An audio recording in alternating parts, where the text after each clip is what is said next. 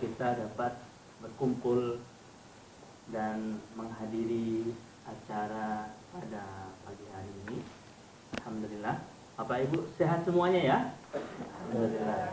Semangat. Insyaallah kita akan berikan manasik pada hari ini dari pagi sampai menjelang sore ya, insyaallah Bapak Ibu. Karena agenda kita padat hari ini. Pertama manasik untuk teorinya, terus kemudian disusul manasik praktek setelah zuhur, setelah isoma, terus kemudian ada teknis dan teknis di lapangan selama perjalanan 9 hari, baik yang Turki ataupun yang umroh reguler, baik yang di bulan Februari akhir ataupun yang di awal Maret. Baik, langsung dimulai saja. Saya berterima kasih kepada Bapak Ibu. Saya selaku pimpinan mengucapkan banyak sekali terima kasih atas kehadirannya, kesempatannya, dan kepercayaan terutama kepada kami untuk menjadi wasilah kepada Bapak Ibu sekalian untuk memberangkatkan beribadah, baik itu umroh, baik yang reguler ataupun yang plus. Terima kasih atas waktunya. Langsung dipandu dengan Ustaz Iqbal yang akan menjadi pemateri kita pada pagi hari ini menjelang siang, dan kemudian akan dilanjutkan teori dan teknik. Terima kasih. Assalamualaikum warahmatullahi wabarakatuh. Waalaikumsalam. Dua-duanya boleh.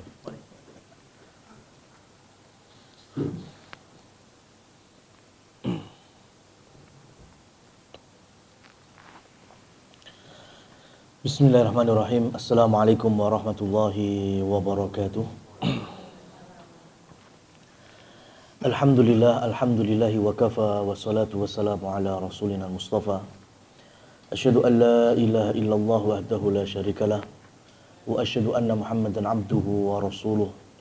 Allahumma salli wa sallim ala nabiyyina Muhammad, amma ba'du.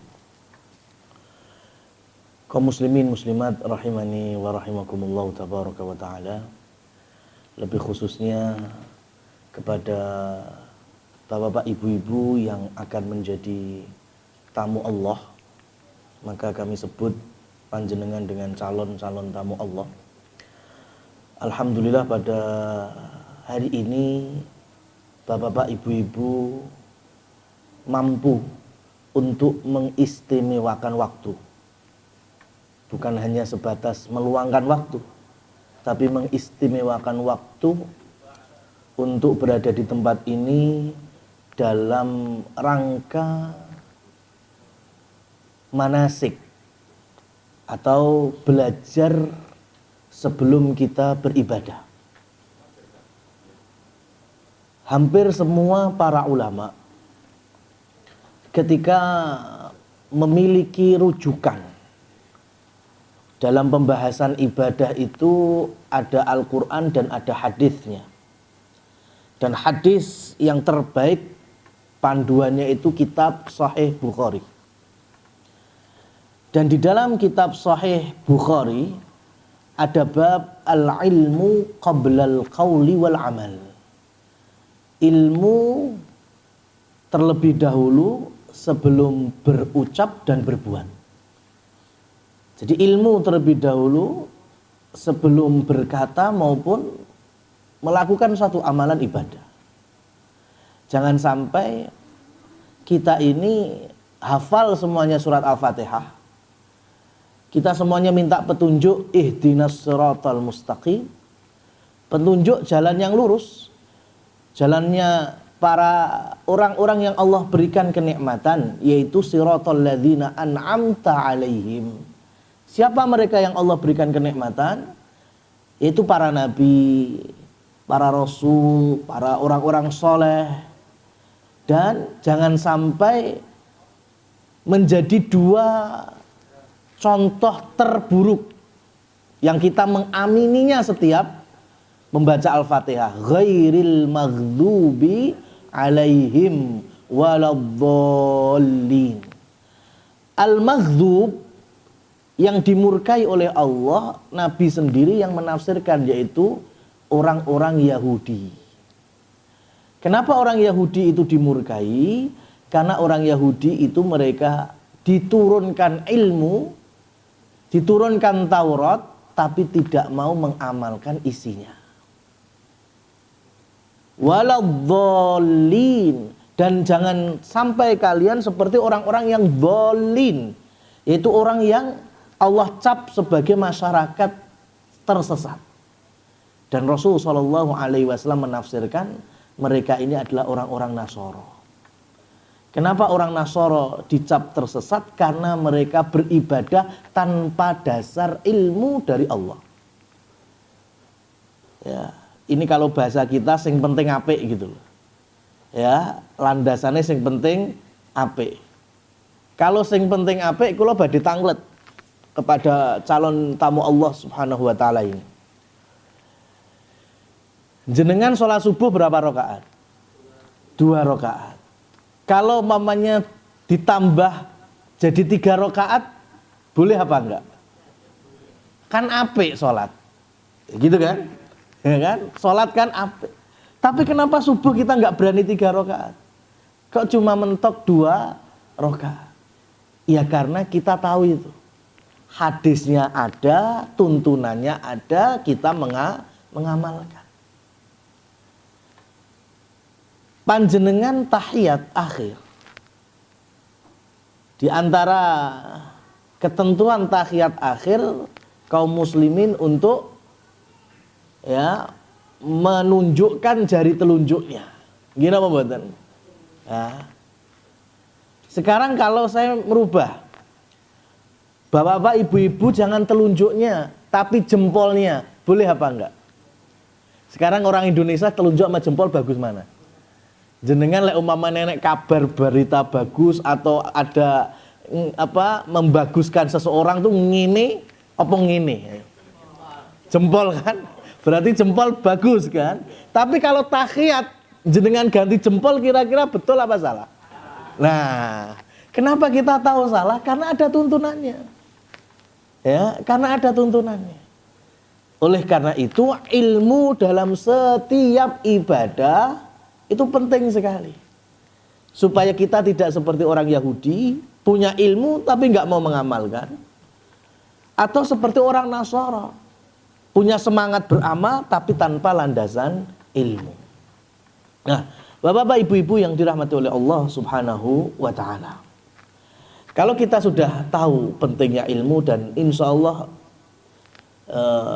hampir setengah hari ke depan kita akan berlelah-lelah, ya kan, karena lumayan ini nanti sampai habis duhur itu kita belum selesai, mungkin masih praktek.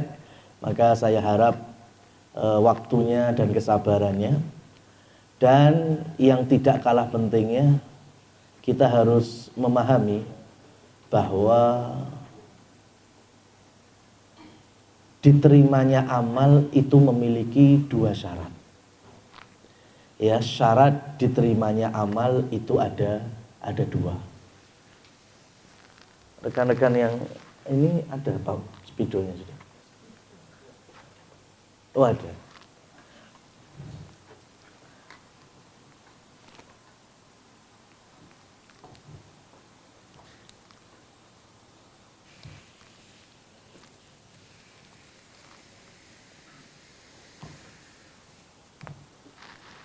Jadi syarat diterimanya amal itu ada 2. Kalau hilang salah satunya, maka yang ada hanya kita merasa capek, susah, ya, tapi ternyata muspro, nggak ada gunanya. Yang pertama adalah ikhlas.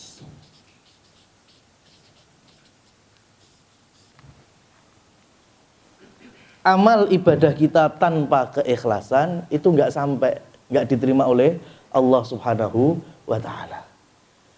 Karena setiap dari sholat kita, puasa kita, sedekah kita, itu kita tujukan untuk siapa? lillahi rabbil alamin. Ya, dalilnya mungkin semuanya sudah familiar. Inna sholati wa nusuki wa mahyaya wa mamati lillahi rabbil alamin. Sesungguhnya salatku, nusukku, la inna sholati wa nusuki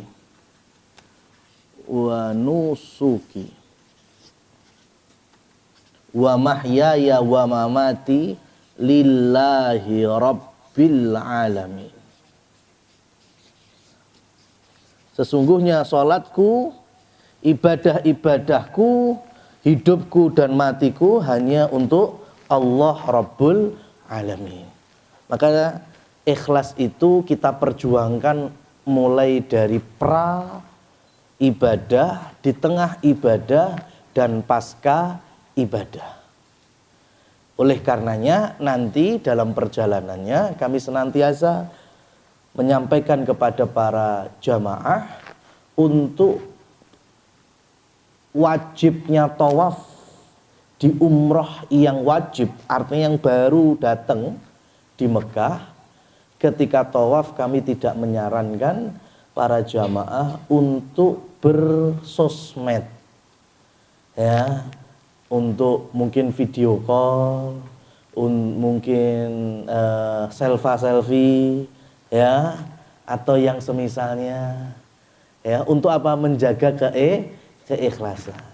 Kalau besok jenengan pengen tawaf lagi, besoknya lagi pengen tawaf lagi, kan sudah selesai tawaf wajibnya. Lah kami tidak bisa mengekang, ya, tapi yang wajib pertama kali jangan sampai kerusak dari keikhlasan kita. Makanya kita sarankan untuk off dulu sosial medianya ketika umroh wajibnya.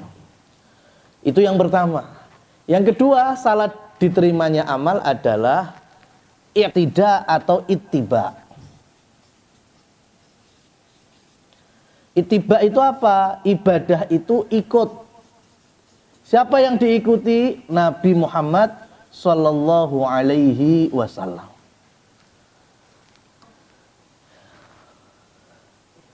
Ya, jadi amalan itu bersumbernya dari Nabi Muhammad sallallahu alaihi wasallam. Apalagi dalam perkara haji dan umroh.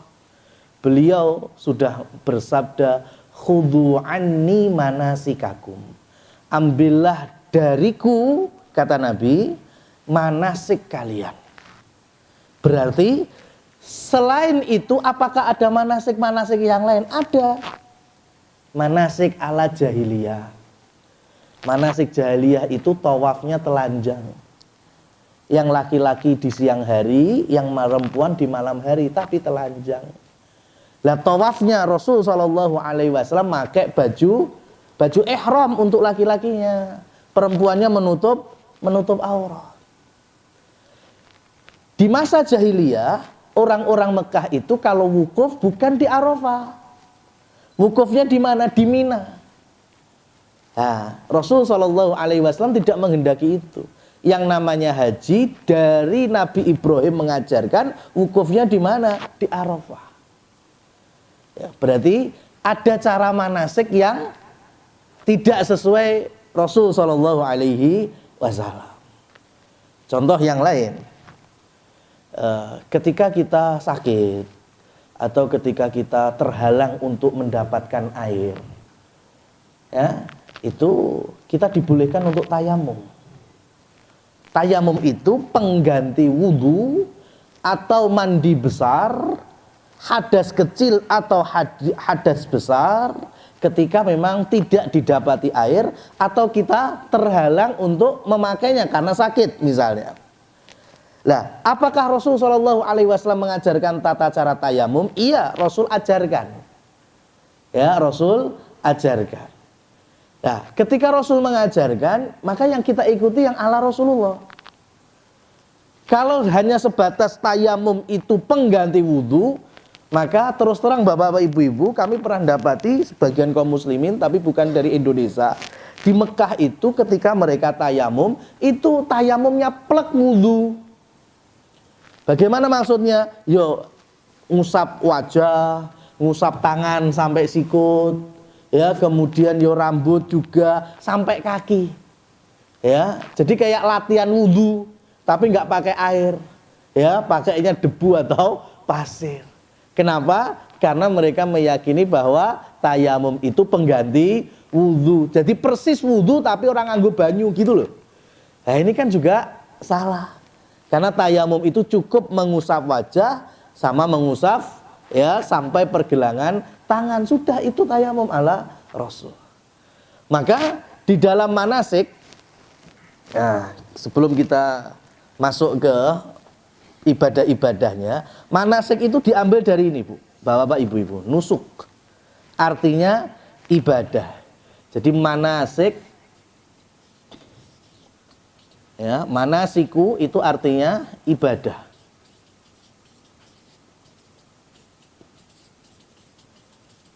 Sehingga ketika di Indonesia familiar dengan istilah manasik, ya, mau ke hotel Sahid ngapain? Mau manasik umroh. Itu biasanya mindsetnya orang kita mau latihan umroh. Mau manasik haji di Donohudan, ya, di Boyolali. Oh, mau latihan haji. Sampai di sananya di Mekah, ya, kalau ditanya ke Mekah ngapain? Mau manasik umroh. Loh, kok sik manasik wae to? Ya kan? Bukannya manasiknya sudah di hotel. Nah ini disebabkan karena taunya manasik itu apa? Latihan. Manasik umroh latihan umroh, manasik haji latihan haji. Padahal manasik itu ibadah. Kan tadi sabda Rasul, khudhu anni manasikakum, ambillah dariku manasik kalian. Bukan latihan tapi ya ibadah. Sehingga ketika kita tawaf asli mengelilingi Ka'bah, itu juga manasik. Sa'i dari Safa dan Marwah di tempatnya itu tempat mas'a, itu juga manasik. Ya, jenengan mengakhiri umrah dengan tahallul itu juga manasik. Jadi manasik itu bukan hanya sebatas latihan, tapi ibadah itu sendiri. Ya, seperti hanya nanti bapak-bapak, ibu-ibu turun di Madinah. Ya, Madinah itu cara bahasa terjemahannya itu kota. Ya, tapi kalau di Indonesia kan kaum muslimin tiba pertama kali di kota Madinah. Nah, itu kalau diterjemahkan malah kota-kota loh. Dong Madinah itu sudah kota. Makanya biasanya dikenalnya bukan kota Madinah tapi Madinah Nabawiyah atau Madinah Munawwarah. Artinya Madinah kota Nabi atau Madinah kota yang bercahaya. Jadi kalau kita nyebutnya kota Mekah, nah itu masih mending. Tapi kalau kota Madinah jadinya kota-kota. Begitu juga manasik, ya, ini juga kalau kita sebut latihan nggak pas. Karena manasik itu sendiri adalah bagian dari tata cara kita beribadah. Ma'asyiral muslimin wal muslimat, calon tamu Allah yang dirahmati oleh Allah Subhanahu wa taala, kita akan masuk, ya, monggo dipersiapkan. Ya, ini amalan yang dikerjakan sebelum ihram. Ya, apa yang di slide itu sebetulnya ada di buku panduan Bapak Ibu. Ya, ini kami terangkan secara lebih detailnya. Yang pertama, Bapak Ibu-ibu, ya, dibolehkan untuk berpamitan kepada keluarga. Ya, jadi ibadah umroh sama ibadah haji itu memang bagian dari safar yang nggak ada surprise-surprise-nya. Maksudnya gimana? Ujuk-ujuk hilang. Ya, kemudian ketemu rong minggu, lo ujuk-ujuk wis tekone. Ya, wis teko ndi to kok? Aku baru umroh. Lah kok meneng-menengan. Nah, untuk keluarga dianjurkan malah pamitan. Ya. Karena dalam safar haji dan umroh itu memang ketika pulangnya itu kita memang lebih dianjurkan kalau punya kemampuan, ya, punya kemampuan, mau syukuran silahkan, mau bagi oleh-oleh syukuran dalam arti ya sekemampuan ya, bagi oleh-oleh mungkin mendatangkan tetangga-tetangga dekat ya. Saya nggak menggambarkan syukuran gue kudu sampai nyewa terop ya, nyewa sound system, kemudian wis kaya walimahan, enggak seperti itu. Tapi kalau kita membawa oleh-oleh yang lebih, kemudian keluarga dekat diundang, tetangga dekat, atau siapa saja yang kita mampu untuk mengundangnya, berbagi pengalaman, berbagi hadiah. Nah ini disarankan ketika sepulangnya kita umroh maupun haji. Nah sebelum berangkat kita dianjurkan untuk berpamitan. Rasul SAW ketika beliau mau safar, beliau biasa mengatakan ini, astaudi'ullaha dinaka wa amanataka wa khawatima amalika. Ini doa boleh dibaca, boleh dihafal, tidak pun tidak apa-apa. Ya, ini bagian dari adab saja. Jadi astaudi'ullaha kata Rasul, aku titipkan Allah ya. Kalian itu kan saya mau berangkat ini. Yes, tak titipnya awakmu kabeh, Allah yang maha mengetahui ya. Dinaka agama kalian. Lek cara wong biyen biasanya bapak ameh ngulon ya, aja lali salate ya, aja lali ibadahe, seperti itu Pak. Wa amanataka dan amanah-amanah agamamu ya, atau tanggung jawab janjimu, wa khawatima amalika dan juga penutup amalmu. Next, ada beberapa pilihan lagi doa ketika berpamitan. Ini yang berikutnya. Astaudi'ukallaha alladzi la tadhi'u wada'i'uhu. Aku menitipkan kalian kepada Allah yang tidak mungkin menyia-nyiakan titipan yang dititipkan kepadanya. Ini ada di buku Bapak-bapak Ibu-ibu. Next. Dan ketika kita sudah berpamitan, boleh keluarga itu membaca ini. Zawwadakallahu taqwa wa ghafaralaka dzambaka wa yassaralakal khair min haitsu ma kunta.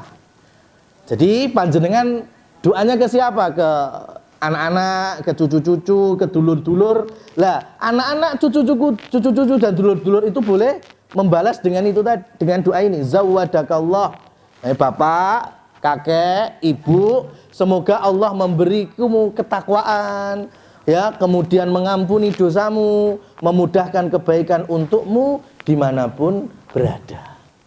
Ya, karena ibadah haji, ibadah umroh itu ibadah yang terkumpul tenaga, waktu, harta, ya, kita tinggalkan keluarga jauh. Dan biasanya di manasik bersama Lantabur itu kami akan memberikan hal yang gampangannya ngeten, Pak. Kita gambarkan hal yang paling pahit. Ya, hal yang paling pahit. Ya, daripada saya gambarkan yang manis jebule sampai kono malah pahit, ya kan? Mending yang pahitnya dulu. Kalau ternyata jebule sana kok ora terlalu pahit, ya alhamdulillah. Seperti kondisi sekarang, jenengan bisa googling, jenengan bisa tangklet yang sudah berangkat. Kondisi hari ini memang umroh itu tidak ada yang sepi. Ya, dalam kondisi ramai semuanya, crowded semuanya. Ya, makanya nggak mungkin saya bilang bapak nanti ya bapak-bapak nyantai aja tawaf paling jamaah berapa tuh di sana. Nggak mungkin seperti itu karena hari ini penuh. Sehingga perjuangan ya dari tenaga berjalan, kemudian mungkin ketemu banyak orang, ya bisa jadi kita agak berdesak-desakan. Nah itu harap dimaklumi karena posisi di Mekah hari ini ya sampai nggak tahu mungkin bisa sampai Ramadan itu kredit sekali, sehingga kita memakai kaidah bahwa al ajru ala qadril masyaqqah. Pahala itu disesuaikan dengan susah tidaknya dalam ibadah. Semakin kita merasa susah, kepayahan, maka pahala semakin banyak. Semakin kita mudah di dalam beribadah, maka pahala juga tidak sebanyak yang susah. Ya, makanya zaman dulu kakek-kakek kita itu ibadah haji bisa berapa bulan itu? Bisa setahun itu. Ya, nyebrang pakai kapal lautnya aja bisa 2 sampai 3 bulan. Makanya lebih susah. Ya, makanya dulu Masya Allah betul-betul ketika berpredikat bapak atau ibu haji itu punya pengalaman dalam ibadah di sana bisa berbulan-bulan. Next. Nah, amalan yang dikerjakan sebelum ihram.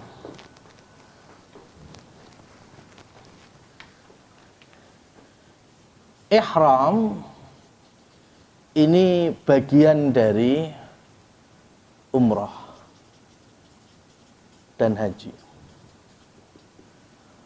Orangnya disebut kalau pria muhrim,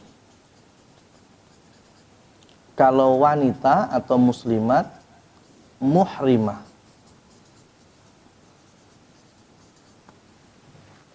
Ya, jadi orang yang berihram itu sebutannya muhrim. Orang yang sedang punya ihram. Apa itu ihram? Nanti setelah ini saya lebih jelaskan dulu. Kalau wanita sebutannya muhrimah. Kalau bapak-bapak, ibu-ibu biasa dengar muhrim itu yang apa? Ya, pamannya wudu, ya kan? Bersentuhan. Jangan sentuh saya. Ya, sampean bukan muhrim saya, ya kan? Ya, kita kan belum jadi muhrim, kita belum halal. Ya. Seakan-akan istilah muhrim itu untuk orang-orang yang terlarang, ya, untuk kita nikahi. Padahal itu salah satu di antara kesalahan. Bedakan antara muhrim dengan mahram.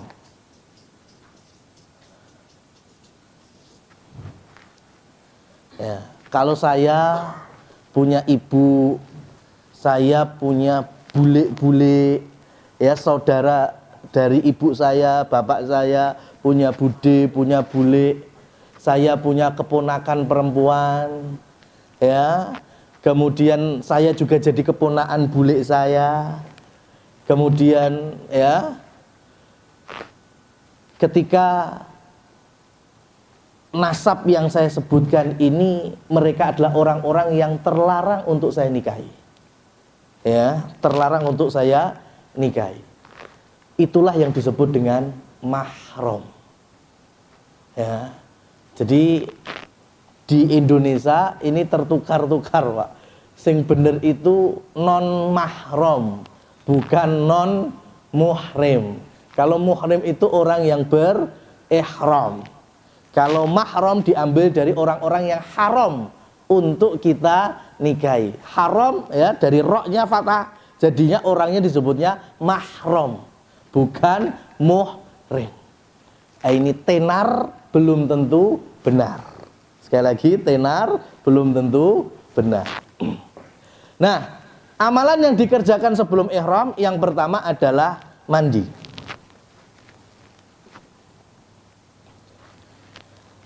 Bapak-bapak, ibu-ibu, ini kondisinya berarti jenengan di mana? Di hotel. Ya, di hotel. Assalamualaikum. Jadi para tamu Allah, calon jamaah, baik itu yang nantinya dari Turki maupun yang dari Indonesia, yang landingnya nanti di Madinah, 3 hari di Madinah, hari terakhir sebelum check out hotel, kami minta jenengan mandi. Mandi itu mandi apa? Mandi seperti hanya mandi besar. Seperti ibu ketika selesai haid, selesai nifas. Ya, bapak-bapak, ibu-ibu seperti selesai berhubungan suami istri. Bapak-bapak seperti mandi sebelum Jumatan. Ya, bapak-bapak, ibu-ibu seperti mandi sebelum mendatangi sholat id.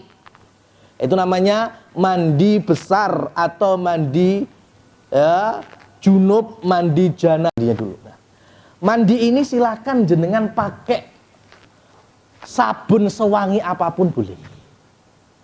Ya, mau pakai sabun yang paling disenangi apa, yang merasa paling harum apa, silahkan.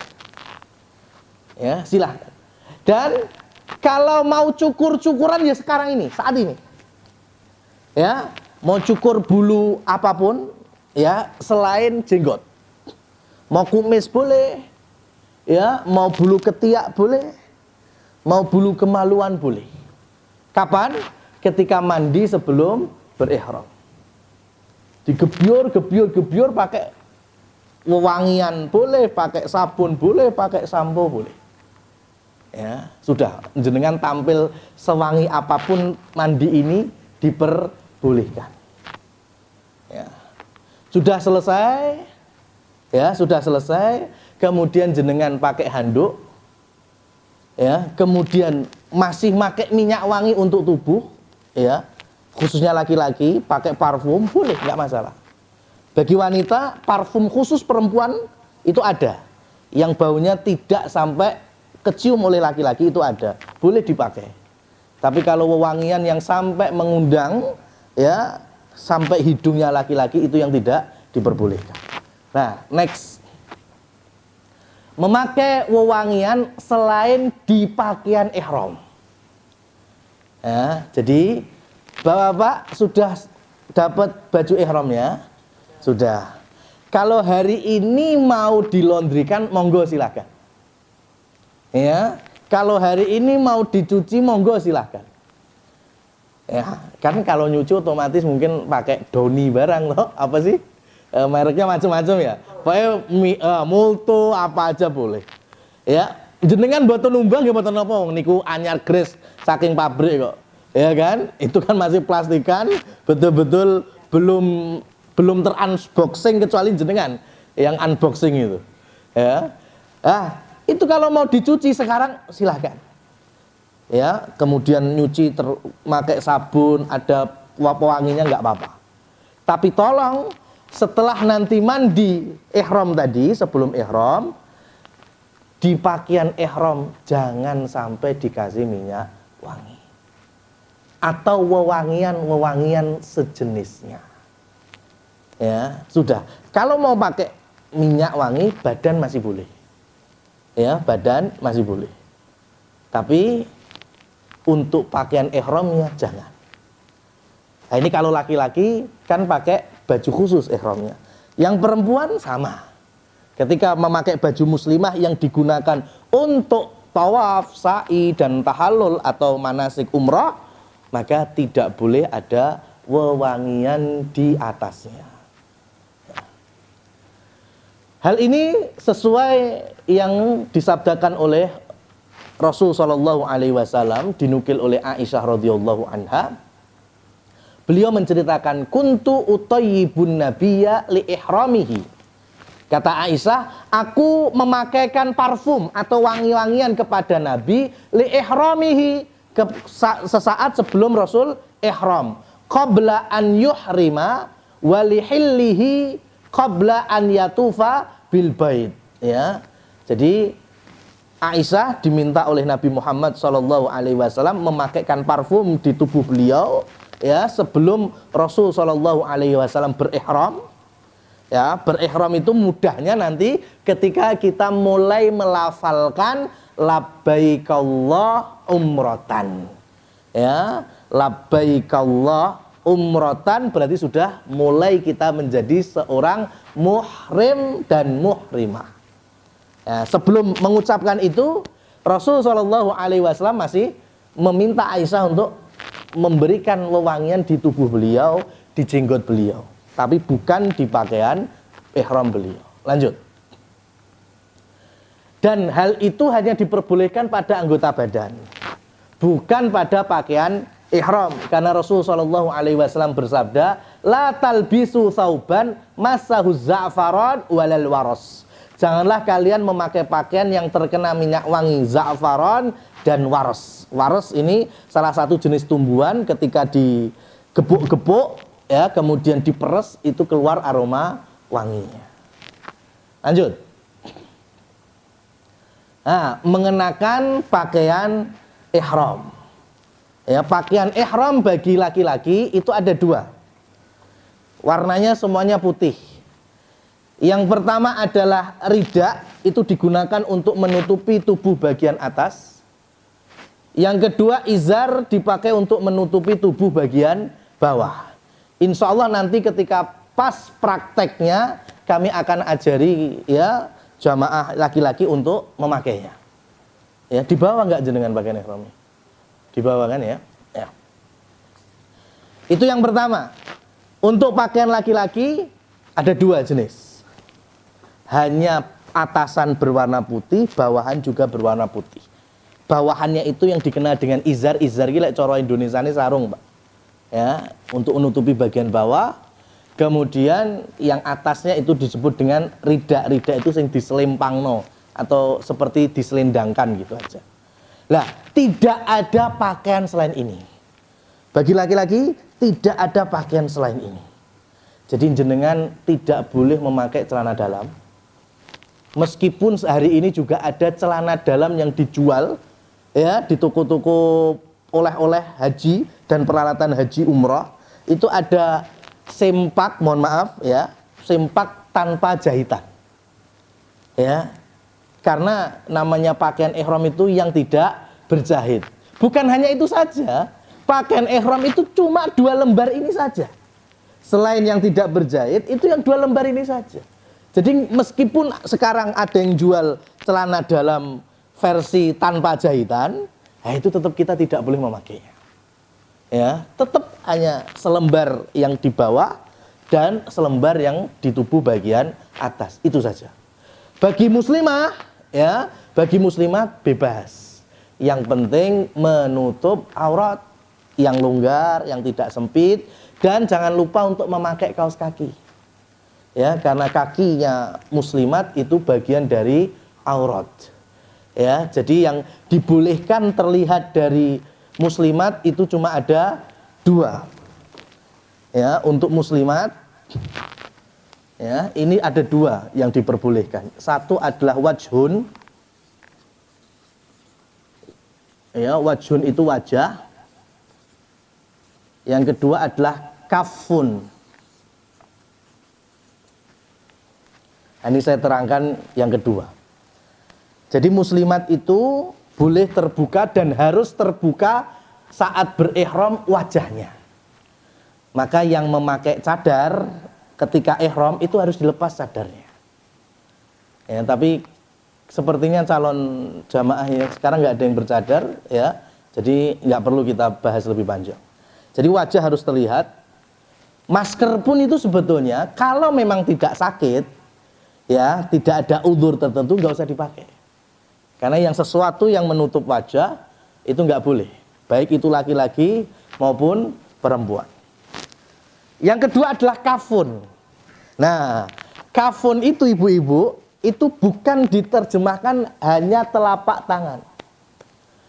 Karena di Indonesia itu kafun diterjemahkan hanya telapak tangan. Sehingga bagian ini apa nih jenenge? Punggung tangan, oh berarti nggak termasuk. Ya, padahal kafun itu kalau belajar bahasa Arab, kafun itu ini, Bu. Mulai dari the ugel-ugel, ya, ini sampai driji, ini semuanya kafun. Jadi ini semuanya kafun.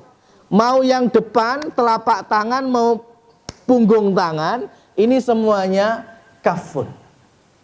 Ya. Karena di Indonesia hanya diterjemahkan telapak, makanya muncullah produsen-produsen mukena atau rukuh, ya, yang terkadang kemudian ada tambahan nutupi sininya. Yang gimana mboten? Ya karena itu tadi dipahami bahwa kafun artinya telapak tangan. Oh berarti iki ora oleh. Ya, iki kudu tertutup. Mboten, ini tuh terbuka. Ya, boleh. Makanya jenengan ketika ihram malah nggak boleh pakai kaos tangan. Memang ada kaos tangan yang hanya nutup telapak tangan tuh ada nggak? Atau hanya punggung tangan tok? Nggak ada. Dan ketika tayamum, lagi-lagi kita bahas sedikit tayamum, itu pertama membasuh wajah. Ya, kemudian mengusap kafun. Ayo coba kalau tayamum, mamanya pakai pasir. Ya, udah tek ke wajah. Habis itu tek ke kafun, ke telapak tangan. Lu nyapa diusap wong bareng nenek-nenek bleduk kok. Iya kan? Kan habis kena pasir kan, nyapu dadak diusap lagi. Kan yang mensucikan tadi kan pasirnya itu. Kalau kafun telapak tangan nyapu dadak diusap. Kan material untuk bersucinya apa? Pasir atau debu atau material yang menempel di benda-benda. Kalau wajah nggak kena kan, makanya diusap pakai tangan. Nah sekarang kalau kafun diartikan telapak tangan, berarti nyapu dadak diusap lagi. Lah kan nempel wis bar. Ya gitu ya. Berarti yang diusap mana? Punggung tangan ketika tayamum itu. Nah, berarti kafun itu bagiannya antara telapak dan punggung tangan. Nah, ini boleh untuk terbuka bagi muslimat. Kemudian mengenakan sendal diperbolehkan sebagaimana Nabi Muhammad SAW, berihramlah kalian dengan memakai izar, ridak, serta sandal. Sepatu boleh apa tidak? Boleh. Yang tidak diperbolehkan Bapak Ibu-ibu yang disebut dengan khauf. Khauf itu sendal atau sepatu yang menutupi mata kaki. Berarti sepatu apa itu? Pantofel ya, sepatu militer itu nggak boleh digunakan untuk ihram karena menutupi mata kaki. Sepatu tahan air, ya kan? Apa itu? Sepatu boot, ya itu kan menutupi mata kaki. Kadang betis barang tertutupi itu. Nah, itu nggak boleh dipakai selama ihram. Tapi kalau mata kakinya terlihat, itu boleh. Mau sendal, mau sepatu. Lek sepatu pantofel terus dibalongi poloke, itu namanya melidui Allah Subhanahu wa taala. Itu ngejak perang kan itu. Ya. Jadi yang terbaik itu sendal karena sendal itu memang tidak sampai menutup mata kaki. Ya, jadi khususnya bagi calon jamaah mungkin yang dari Turki ya. Turki masih musim dingin, ya pakai bajunya tebal, kemudian bagian kaki juga demikian. Lah itu ketika nanti umrah ke Mekah, kalau bisa diganti sepatunya, sepatu atau sandal biasa yang tidak menutupi polok atau mata kaki. Adapun untuk muslimah, mereka tidak memiliki pakaian ihram secara khusus. Bebas ya, baik dalam jenis warna maupun bentuknya. Muslimah diperbolehkan memakai pakaian keseharian yang tidak menampakkan bentuk tubuh dan tidak berhias. Muslimah juga terlarang memakai cadar dan sarung tangan saat ihram. Ya, tapi kaos kaki harus dipakai. Kalau kaos tangan tidak boleh, cadar juga tidak, tapi kalau kaos kaki wajib digunakan. Mau kaos kaki biasa, mau kaos kaki yang jempol, mau kaos kaki yang 5 jari, boleh, bebas.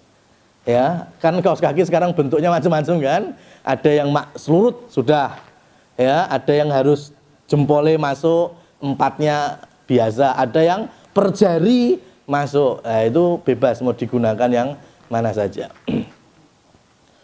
Next. Nah, ini hadisnya khusus bagi perempuan.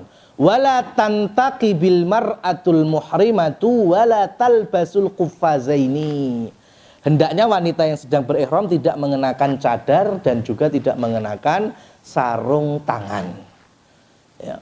Berusahalah untuk meraih keutamaan dan kesempurnaan adalah berihram setelah sholat fardu. Nah, setelah sholat fardu. Nah, di sini nantinya tim dari Lantabur Group ya akan mengarahkan bapak-bapak, ibu-ibu berihramnya kalau di Madinah. Ya. Bicara berihram itu akan mengenalkan satu istilah yaitu miqat. Mikot itu adalah tempat ya jamaah ihram. Mikot tempat jamaah ihram. Mikot itu banyak. Saya hanya kenalkan 2 saja yang biasa dipakai kaum muslimin muslimat Indonesia. Yang pertama adalah Yalamlam. Yalamlam itu posisinya pasti di atas pesawat. Ya, di atas pesawat. Biasanya kalau kita menggunakan maskapai, nanti awak maskapainya, pilot atau siapa yang diberikan amanah akan memberitahu. Ya, Bapak-bapak, Ibu-ibu, assalamualaikum para calon jamaah haji atau umroh, bahwa sebentar lagi kita akan memasuki kawasan Miqat Yalamlam. Bagi para jamaah yang ingin mengenakan pakaian ihram ya, atau yang semacamnya gitu, ya, kita akan terbang dengan kecepatan rendah untuk memberikan waktu para jamaah bersiap-siap mengambil miqat ihram, yaitu di Yalamlam. Ya, cuma para jamaah yang ada dari Turki maupun yang dari Jakarta landing Madinah, ya, kalau yang dari Turki ada kemungkinan bisa di Yalamlam, ada kemungkinan. Ya, tapi kalau yang dari Madinah itu miqatnya ada di daerah Dzulhulaifah. Daerah Dzulhulaifah ini zaman Nabi SAW dikenal dengan Dzulhulaifah. Di zaman Abu Bakar masih Dzulhulaifah. Di zaman Umar bin Khattab masih Dzulhulaifah. Di zaman Utsman bin Affan masih Dzulhulaifah. Di zaman Ali bin Abi Thalib, khalifah yang keempat, masih Dzulhulaifah. Cuma semakin banyak kaum muslimin yang mengambil miqat di Dzulhulaifah, semakin ramai, semakin padat, maka kemudian oleh Ali bin Abi Thalib radhiyallahu anhu di Dzulhulaifah ini dibangun sumur-sumur.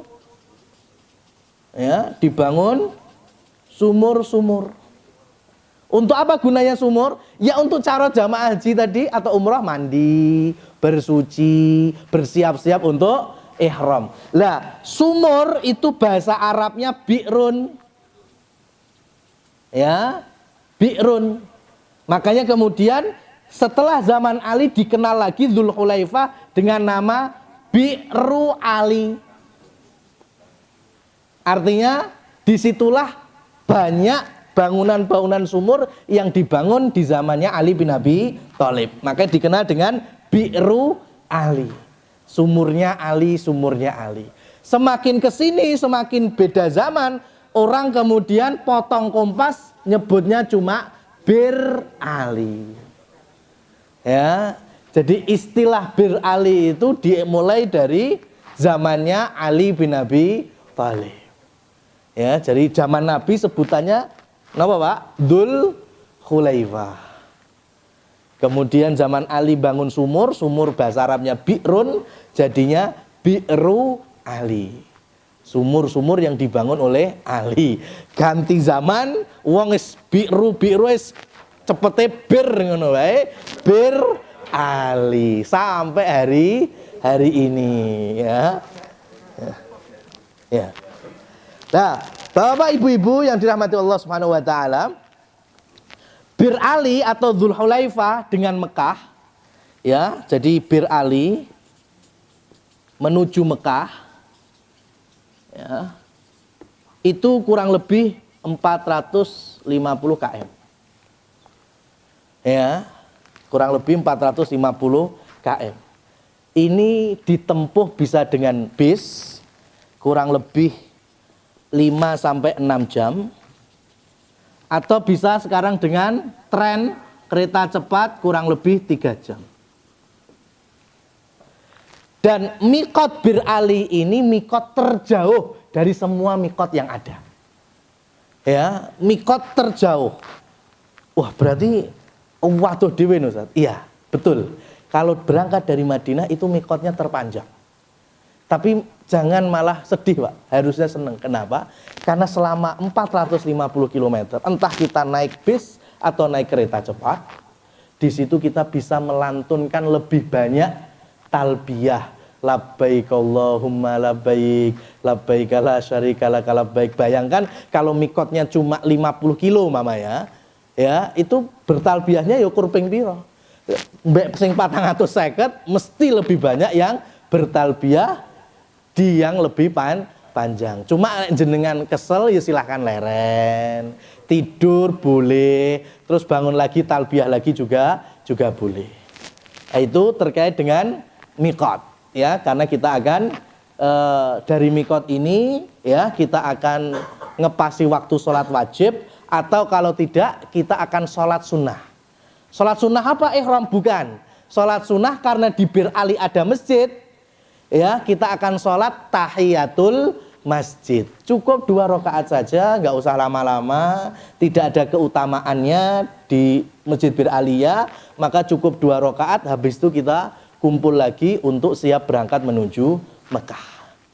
Ya, jadi ini sesi pertama kita kenalkan ya sebelum ihram. Kita akan lanjut setelah Bapak-Bapak, Ibu-ibu istirahat sebentar sejenak untuk mengambil coffee break.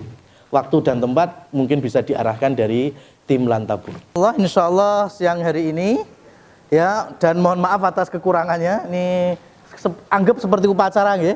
Padha jumeneng. Ya, nggak ada tempat duduk. Kita ambil beberapa waktu ke depan untuk manasik praktek. Sebelum kita praktek, khusus bagi jamaah laki-laki, kalau sudah membawa kain ihram bisa digunakan. Ingat-ingat, pokoknya besok ketika sudah pakai pakaian ihram tidak perlu pakai peci. Ya. Pakaian ihram terdiri dari 2 helai ini. Yang mana Ustaz, yang bawah mana yang atas? Bebas. Tidak ada ketentuan atas bawah, bebas.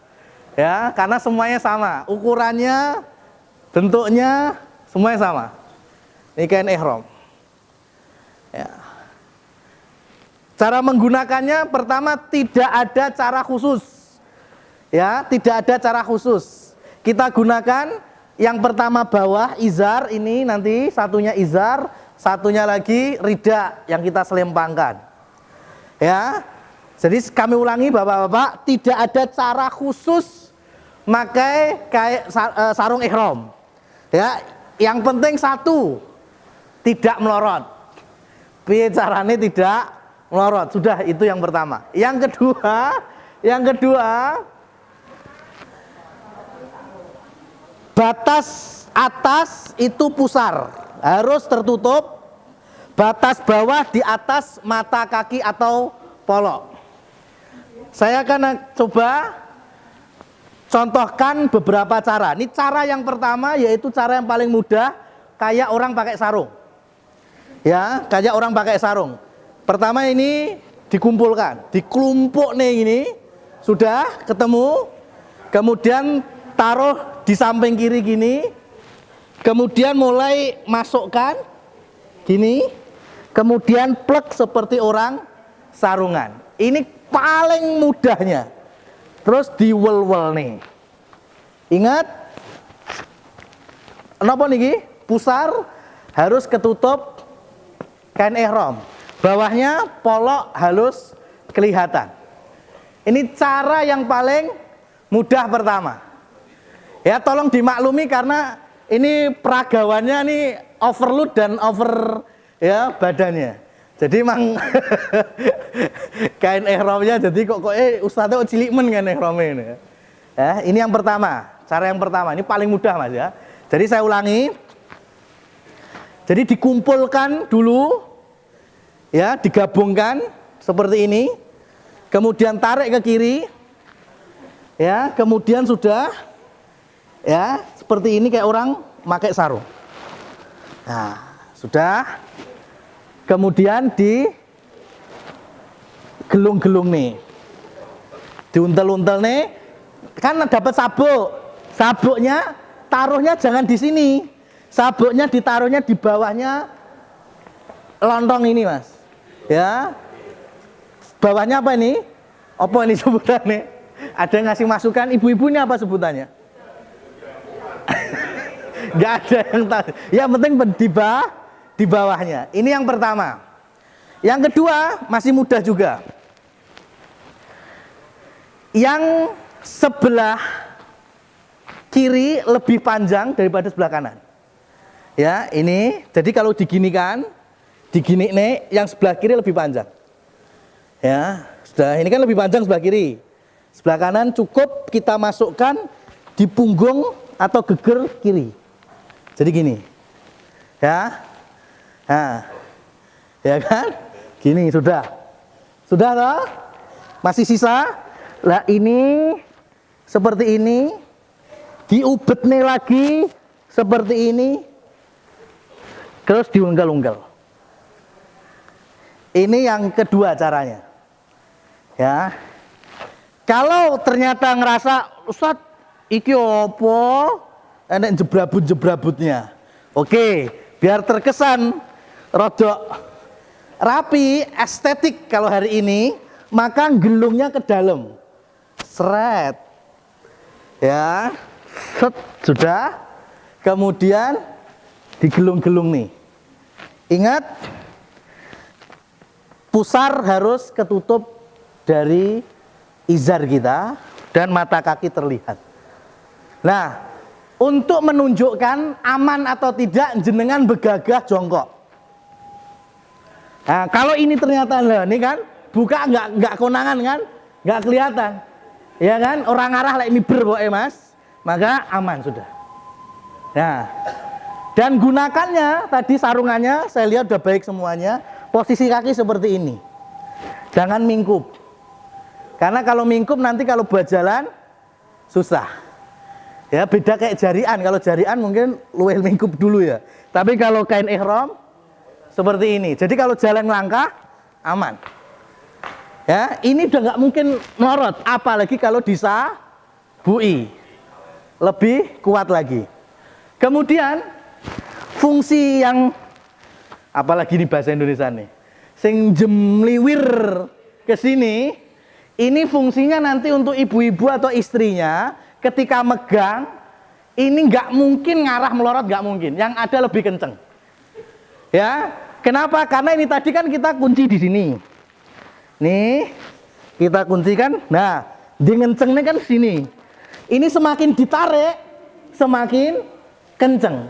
Jadi insya Allah kalau jenengan masih sisakan ini, kemudian tadi kita masukkan sebagiannya ke dalam, kemudian kita gelung-gelung, ya sudah. Insya Allah ini aman. Ini gini, ini di luar apa di dalam tadi? Ini di dalam. Di dalam ya. Nah, pokoknya ini kalau ditarik sama ibunya atau istrinya, tambah kenceng, tidak mungkin melorot. Nah, jenengan pengen pilih mana terserah lo, bebas lo ya. Nah, ini masnya bagus nih. Nah, dimasukkan ke dalam mas. Ini masukkan gini. Nah, sudah bagus.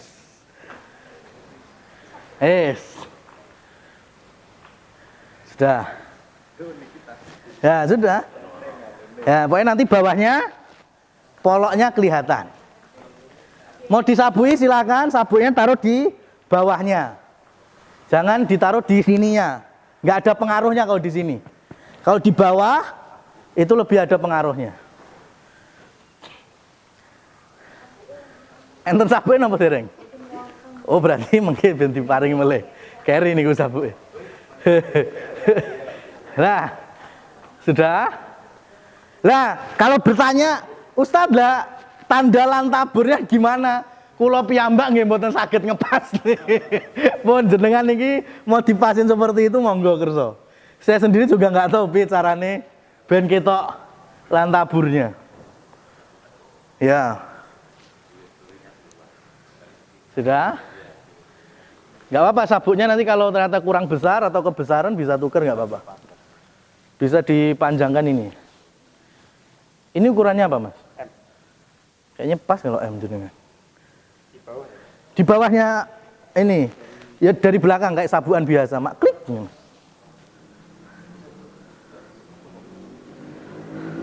Nah, sudah dicoba. Nah, di bawahnya itu. Sampun. Sekarang monggo disabui kalau pengen sabuan dulu.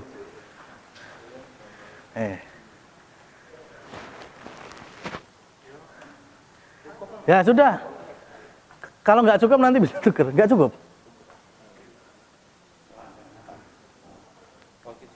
Iya, berarti kalau nggak cukup nanti minta tuker sama Mas Irawan aja. Bisa. Selagi masih ada. Ini ternyata M kekecilan, Mas. Size-nya M ini. Kalau L, XL cukup semua beliau. Hah? Sudah mentok nih? Ya. Berarti L. Sudah? Diambil yang satunya. Yang rida.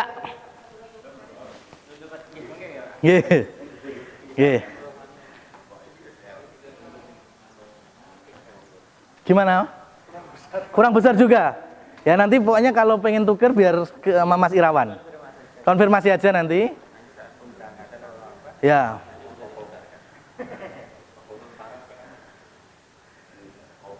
Sekarang kebanyakan pesennya yang SL aja, Mas. Jamaah kita banyak yang SL. Kalau saya double XL. Sudah? Yang kedua rida. Rida ini mudah sekali karena makainya hanya diselempangkan saja.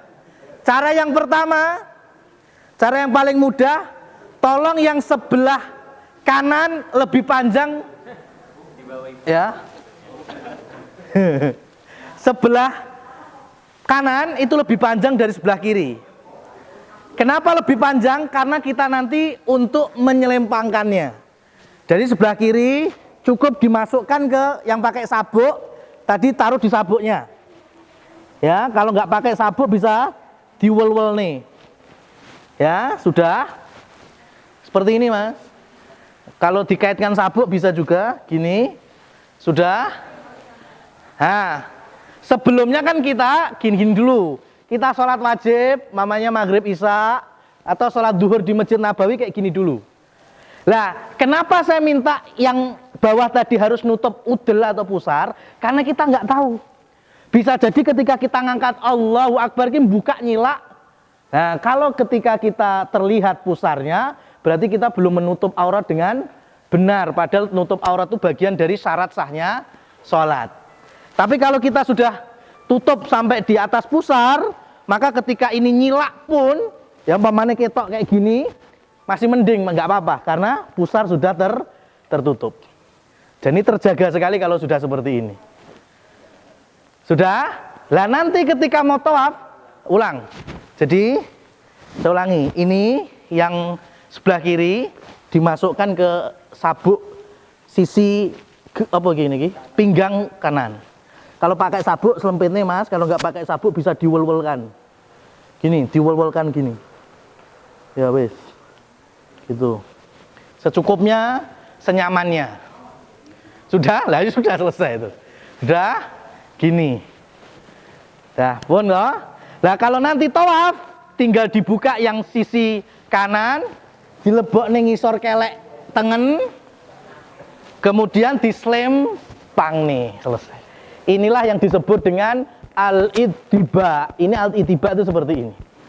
Jadi yang tadinya tertutup, ya, kita buka, kemudian kita taruh di bawah ketiak kanan, kemudian kita selempangkan. Sudah, kita tawaf seperti ini. Ini cara paling mudah. Kemudian cara yang kedua, ya, ini kita wol-wol kayak yang ini. Dingenek-ngenek nih.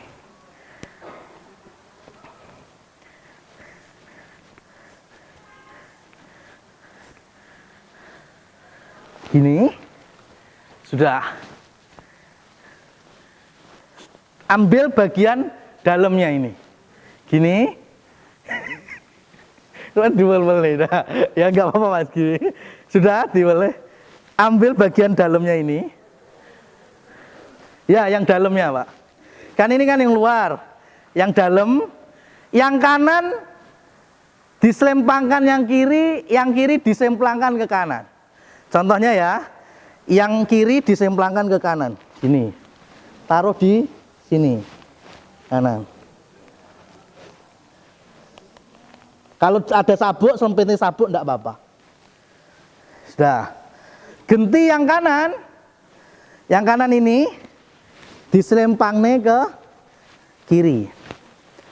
Dah, sini kan, kiri. Nah ini kalau bicara rodok matching, pakai seperti ini enggak apa-apa. Baru di blur nih nang ngisor. Nah, ini like model kayak kimono Pak. Ya, seperti ini. Bingung nggak?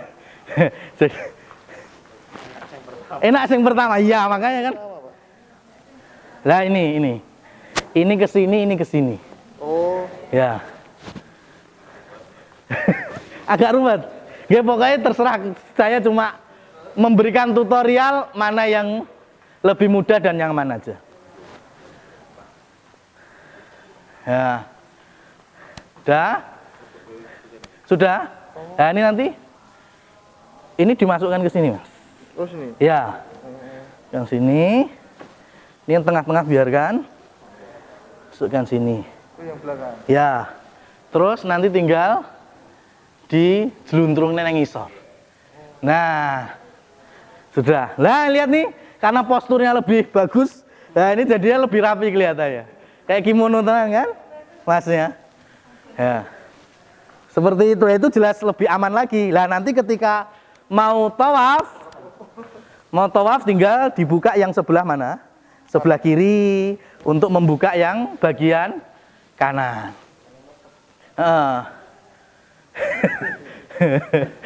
Sebelah kiri kan yang ini. Ya, pokoknya dibuka yang sini terus. Ya. Wes, kalau pengen cari mudah yang tadi juga boleh, wes. Lah sudah. Sampun? Sudah ya. Itu dua cara memakai lidah. Nah, sekarang kita minta posisi seperti ini. Ibu-ibu, monggo silakan bergabung.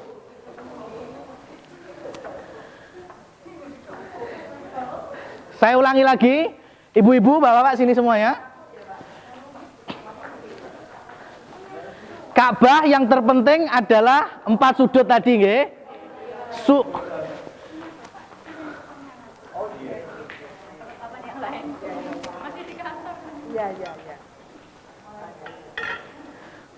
Sudut yang paling pertama, yang paling harus diketahui adalah rukun Hajar Aswad di sini. Ya, di sini ada Hajar Aswad. Di sampingnya ada pintu Ka'bah. Antara pintu Ka'bah dengan Hajar Aswad yang dikenal dengan multazam. Ya. Terus kemudian peci saya ini, Bapak-bapak Ibu-ibu, ada di sini. Ini Hijr Ismail.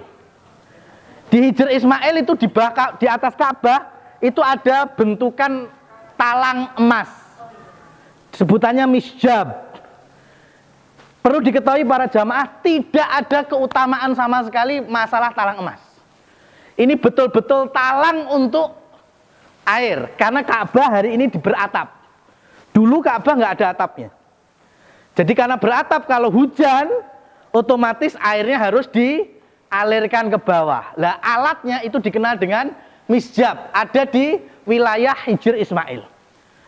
Jadi kalau ada mitos, orang kalau mandi gebyurunan yang ngisor misjab, wah kuwi insyaallah lek loro mari, ya kan? Kemudian utang lunas langsung. Nah itu modusnya ya sing akeh utangi ngoten niku. Jadi tidak ada keutamaan sama sekali. Ayo kita mulai praktek. Pertama kita cari mana dulu Hajar. Agak sini Bu, karena melebihi Hajar Aswad nanti nggak terhitung tawaf. Ya. Nah, posisikan nanti lihat sebelah kiri. Kalau terlalu banyak orang lihat di sebelah sini, kanan simetris dengan Hajar Aswad itu ada neon hijau. Dulu sebetulnya Bapak Ibu itu dikasih tanda garis bawah. Gini, gini, gini. Supaya orang tahu. Cuma akhirnya ketika orang delengisor terus, kesentuk jamaah belakangnya. Akhirnya jatuh. Ya kan, pada akhirnya cedera dan lain seterusnya. Maka kerajaan Saudi Arabia merubah yang awalnya garis bawah jadi neon hijau supaya jamaah tidak nunduk tok. Ya, jadi kita awali tawaf itu mulai dari Hajar Aswad. Kita nggak bisa nyium, kita nggak bisa nyentuh, kita hanya bisa memberikan isyarat. Posisi jamaah laki-laki harus berittiba. Monggo. Ketika sudah melihat ini, kita lambaikan tangan sambil mengucapkan Bismillah, Allahu Akbar. Sudah, kita mulai tawaf.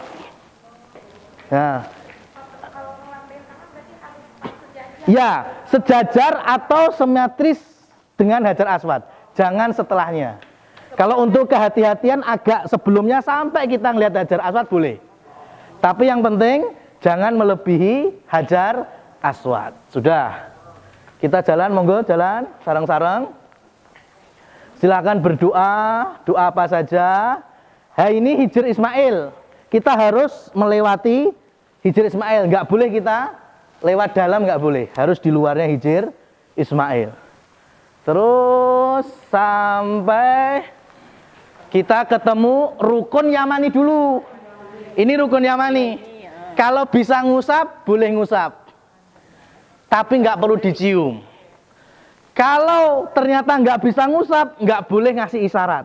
Sudah diam saja. Sambil kemudian kita berdoa, Rabbana atina fid dunya hasanah wa fil akhirati hasanah wa qina adzabannar. Sampai Hajar Aswad lagi kita kasih tanda lagi. Bismillah, Allahu Akbar. Masuk hitungan ke berapa? 2. Jalan lagi. Ini insya Allah umroh paling singkat, Bu. Ini 3 menit sampai tawafnya udah selesai ini. Ya, tapi nah besok bisa kurang lebih 40 menit. Ya. Dah, ini dengan doa bebas sampai rukun Yamani. Doa apa? Rabbana atina fid dunya hasanah wa fil akhirati hasanah wa qina adzabannar. Kalau belum sampai Hajar Aswad boleh diulangi lagi. Karena ini terlalu pendek, sekali tok. Bismillah, Allahu Akbar. Masuk hitungan ketiga. Terus dah, doa bebas untuk siapa saja, mau pakai bahasa Arab boleh, bahasa Indonesia boleh, bahasa Jawa boleh, bahasa daerah masing-masing boleh. Sampai kita rukun Yamani lagi. Doa apa? Rabbana atina fid dunya hasanah wa fil akhirati hasanah wa qina adzabannar. Sudah simetris dengan Hajar Aswad, lambaikan tangan lagi. Bismillah, Allahu Akbar. Ini putaran yang kelima. 4. Oh ya. Ya, udah diingatkan nggak apa-apa. Nah, ngomong seperti ini boleh untuk saling mengingatkan. Nih, putaran keempat mau ke 5. Sampai rukun Yamani nggak perlu ngasih kode, cukup dilihat sambil Rabbana atina fid dunya hasanah wa fil akhirati hasanah wa qina adzabannar. Bismillah, Allahu Akbar. Masuk hitungan ke 5. Doa bebas. Ya, bebas sekhusuk-khusuknya. Hati-hati jangan batal. Rodok dimpet titik, mboten napa. Ya. Sampai rukun Yamani lagi. Rabbana atina fid dunya hasanah wa fil akhirati hasanah wa qina adzabannar. Lambaikan tangan lagi. Bismillah, Allahu Akbar. Ini putaran yang ke-6. Berarti tinggal 1 putaran lagi. Ya. Dah mau doa Robbi srohli sodri wa yassiril amri juga boleh. Robbi firli wali walidaya boleh. Sampai rukun Yamani. Rabbana atina fid dunya hasanah wa fil akhirati hasanah wa qina adzabannar. Bismillah, Allahu akbar. Ini putaran terakhir. Putaran terakhir nanti kalau bisa biar tidak kesusahan keluarnya agak melebar. Ya, enggak apa-apa. Kalau semakin dekat, semakin gue malah merongsok-merongsok, susah. Ini semakin melebar. Jadi doa muternya enggak apa-apa. Sudah doa sampai terakhir rukun yamani apa? Robbana atina fid dunya hasanah wa fil akhirati hasanah wa qina adzabannar. Lah Bapak Ibu-ibu, kalau sudah ketujuh tidak perlu melambaikan tangan lagi. Sudah penutupan, kita langsung mencari makom Ibrahim. Monggo sini. Nah, makom Ibrahim itu ada di wilayah sini. Ya, yang laki-laki tolong dikembalikan. Ditutup. Oh, ditutup. Ya, ditutup lagi sudah. Ya, silakan mamanya sholat cari posisi. Kalau bisa di sekitar makom Ibrahim, kita di makom Ibrahim. Kalau enggak bisa sisi sana, bisa sisi sana. Yang penting sholat berapa rakaat? 2 rakaat. Kita sholat 2 rakaat. Yang pertama setelah baca Al-Fatihah baca surat Al-Aqsa. Al-Kafirun. Ya. Qul ya ayyuhal kafirun. Dah ruku, sujud, naik lagi, habis Al-Fatihah, Al-Ikhlas, Qul huwallahu ahad, Allahu samad, sampai selesai, terus tahiyat akhir, salam. Habis salam kemana? Kita akan diarahkan menuju Zam-Zam. Anggaplah di sini Zam-Zam, monggo Bapak. Nah, di sini umpamanya ada galon-galon Zam-Zam. Sudah, ambil. Tadi adabnya gimana? Lihat Ka'bah. Jenengan ketika kesel mau duduk boleh minumnya. Mau ngadep juga nggak salah. Ya, silakan ngadep kiblat sambil berdoa, doa apa saja boleh atau doa Allahumma inni as'aluka ilman nafi'an wa rizqan thayyiban wa dawa likulli da'in, kemudian diminum. Atau doa yang lainnya. Sudah, ambil lagi ke galonnya.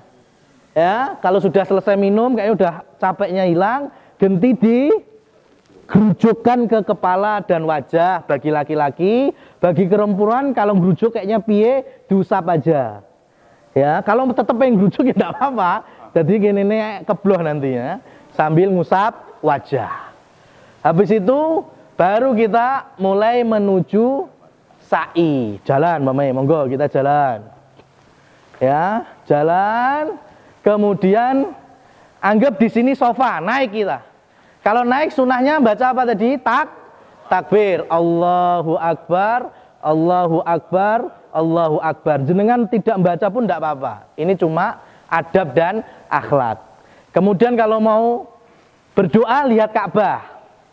Lihat Ka'bah, hadap ke Ka'bah. La ilaha illallah wahdahu la syarikalah, lahul mulku wa lahul hamdu yuhyi wa yumit wa huwa ala kulli syai'in qadir. La ilaha illallah wahdah wa nasara abdah wa anjazahu wahdah wa nasara abdahu wa hazamal ahzaba wahdah.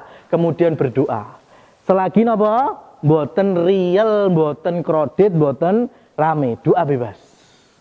Kalau sudah kita turun, kemudian kita anggap ke sana Marwah. Monggo, jalan.